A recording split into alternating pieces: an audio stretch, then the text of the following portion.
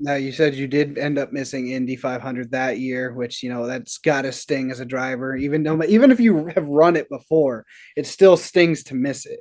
Yeah. Did that kind of fuel you and almost make it sweeter when you got to do it again?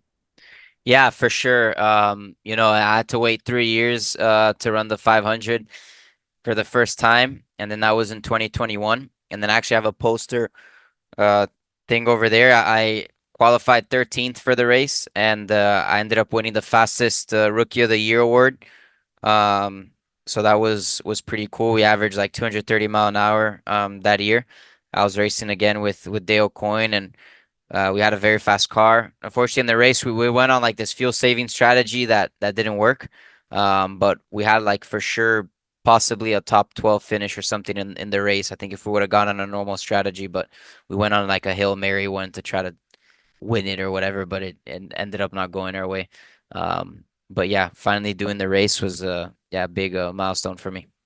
As a driver, what is that atmosphere like? Obviously, for fans, it's like awe-inspiring to kind of just walk in and see Indy. But we're in the month of May now. I'm kind of curious from a driver's perspective, what is that experience like for a driver? For a driver, it's very mentally taxing. um, because you have so much adrenaline when you're driving at the Indianapolis Motor Speedway.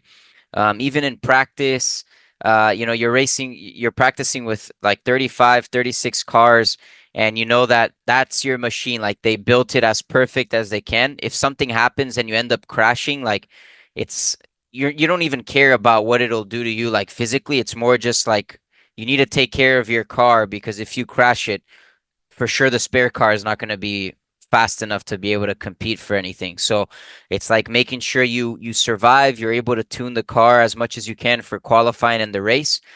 And then the whole qualifying ordeal is super stressful because you line up for qualifying and everybody's guaranteed a single attempt.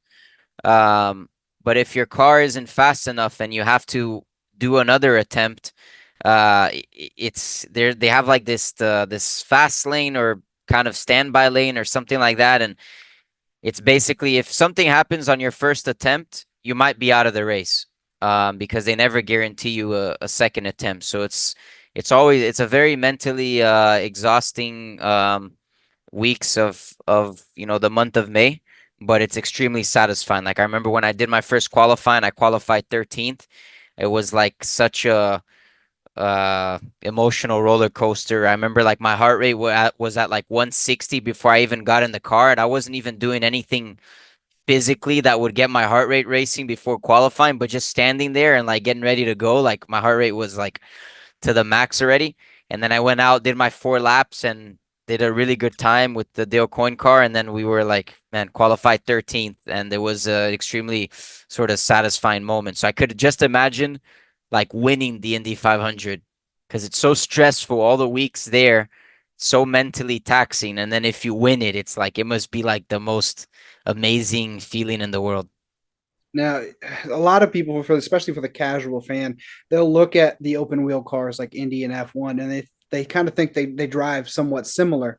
But as a driver, that is not the case. You're one of the few that kind of dabbled in both. How would you compare the two cars, and what do you feel is the hardest to drive?